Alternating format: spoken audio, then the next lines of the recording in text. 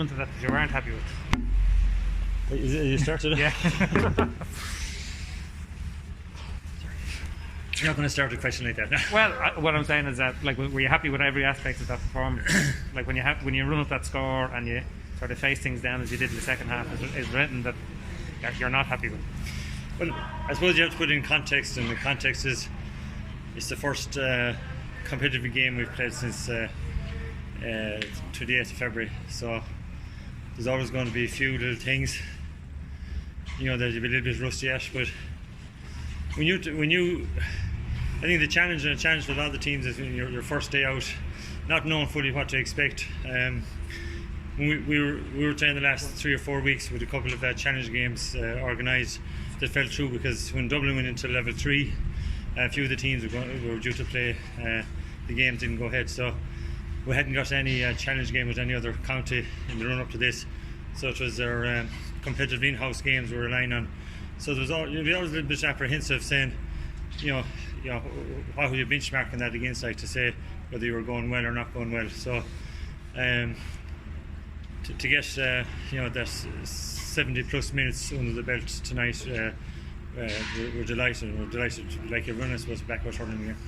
231 is a huge score to run up in a championship match. Sorry? 231 is a huge score to run up in a championship match. Yeah, and I think, look, it's I know there's some reference to the Premiership in England, it's playing in an empty Croke Park, the motion of the crowd isn't there, and you probably seen it. The game seemed very open, I thought, and there's a lot of scores both sides. Like Laois ran up a very good score as well. And is this going to be a sign of things to come in the championship? Without the crowds, that the emotion the crowds gives, it's more an open game of hurling and more free scoring. So to be interesting to see, does that pattern develop or maintain as we go along the championship? Donald Burke obviously had a huge game for you in terms of what he scored, and he obviously wasn't around for you last year. How big an addition has he been to you since he came back? Yeah, look, I think you're watching Galway hurling yourself, or Dublin hurling a lot yourself. In the last number of years, Donald has been a great player since he's 16, 17. Played really well for Dublin minors and under 21s. So he's always a great talent coming through, and it's I suppose everybody, we in Dublin hurling are delighted this evening to see him out there doing it at senior level. But as I say, he's a very, very skillful player. Great striker of the ball, and in fairness to United, got some lovely scores there tonight. He didn't seem to be particularly hung up on what happened last year. It didn't seem to colour anybody's thinking going into the match. It was all very sort of clinical and methodical. Would that be a fair enough assessment of it? I think so. Yeah, you can't stay looking backwards the whole time, and excuse me for saying it, was probably the media that kind of gets hung up in the past and past occurrences than management teams themselves. You're always looking at the next training session, the next game, and what's behind you is behind you, and you just got to learn whatever lessons is coming out of it and move on. And I suppose look at last year we were disappointed. We were very disappointed and visually disappointed over performance that day. We had to dust ourselves down and go again, and look forward to 2020. And there's times there's concerns or doubts that would this championship ever go ahead.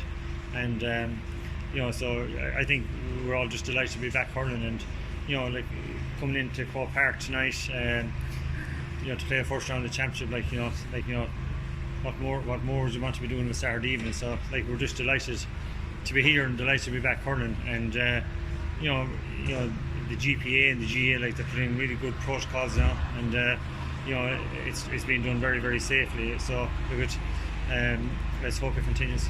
Mattie, did you doubt at any stage personally yourself that we would see a night like tonight? No, I didn't. I was pretty confident. I suppose I had to be pretty confident. I suppose last March, April, we didn't know what this pandemic really meant. I suppose we we learned more about the virus and pandemic as months went on, and then I think when they made that decision, there's the restart the club championship. I think that gives us all hope, and I spent a good few weeks going around to all the club matches in Dublin, watching them, and even though early on there's some people there, and towards the end there was less, but they were still very enjoyable matches, and it was a good championship in Dublin. So I suppose as that summer was going on, I think we all felt that it would go ahead. But I suppose when the concerns came was when the second wave came there a number of weeks ago, I suppose. But look at it, I think, as I said, the GA and the GPA and the government and everybody involved, they've really good protocols in place, and they're putting everybody's health and well-being to the front. And I think once we maintain them protocols, I think we're in a good position. And the challenge now of Kilkenny next week, back-to-back championship games in Croke Park for the team, of course, which hasn't happened for a few years. No, look, it's as I said earlier on, this is our first. The first time we played championship match in 15 months. It's our first competitive game, and since into last February. So the most thing we're concentrating on tonight now is getting the guys back home and start to recovery. This game, it's our first game in a long time, so it's going to take a good bit out of the legs. So look at our recovery now. It's recovery for the next number of days, and then we'll get the boys back in Tuesday night, and then we'll start planning for next Saturday night again.